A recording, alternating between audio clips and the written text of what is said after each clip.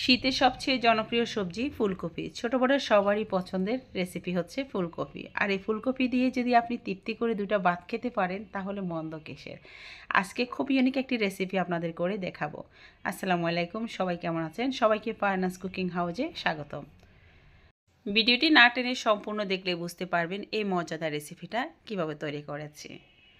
এখানে আমি একটু হলুদ, একটু লবণ, একটু আপনার জিরে গুঁড়া দিয়ে দিলাম।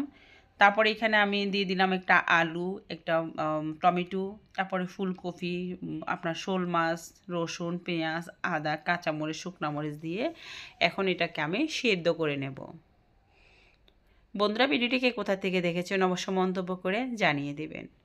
কিছুদিন পর ফুলকপি আর থাকবে না, তাই ফুলকপি থাকা অবস্থায় এই মজাদার রেসিপিটা তৈরি করতে পারেন। রমজানে আমরা কিন্তু অনেকে ভাজা পোড়া খেতে পছন্দ করি না।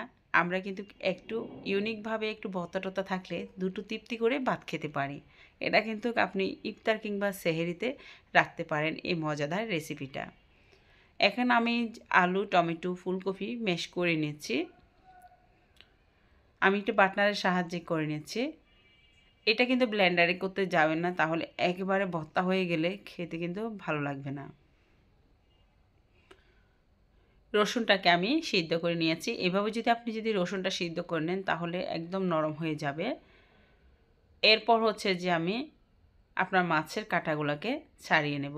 শোল মাছেরটা এমনি কিন্তু খুব কাঁটা কম থাকে। এটি সম্পূর্ণ একটি ইউনিক রেসিপি।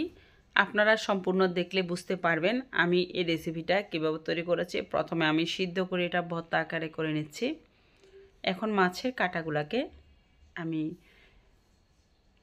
নিয়ে নিলাম। তারপর সবগুলোকে একসাথে আমি ভর্তার মতন করে মেখে নিয়েছি।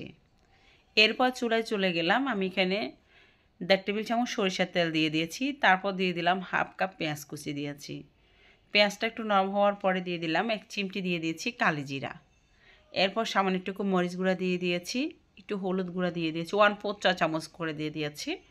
তারপর একটু জিরে গুঁড়ো, একটু ধনে গুঁড়ো, স্বাদ মতন লবণ দিয়ে এখন আমি পেঁয়াজটাকে আর একটু ভেজে নিচ্ছি।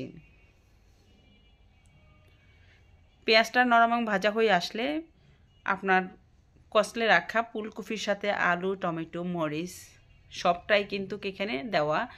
এখন এটাকে ভালো করে আমি 2-3 মিনিট মিশিয়ে নেব।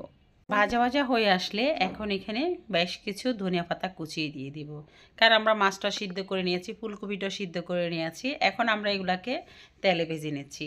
এইভাবে যদি আপনি এই ফুলকপির রেসিপিটা তৈরি করেন, বিশ্বাস করেন আপনার যাদের মুখে রুচি না ভাত খাওয়ার জন্য তারাও কিন্তু তৃপ্তি করে 1 প্লেট না 2 প্লেট ভাত খেতে পারবে। খাওয়ার পরও কিন্তু আঙ্গুল চাটবে।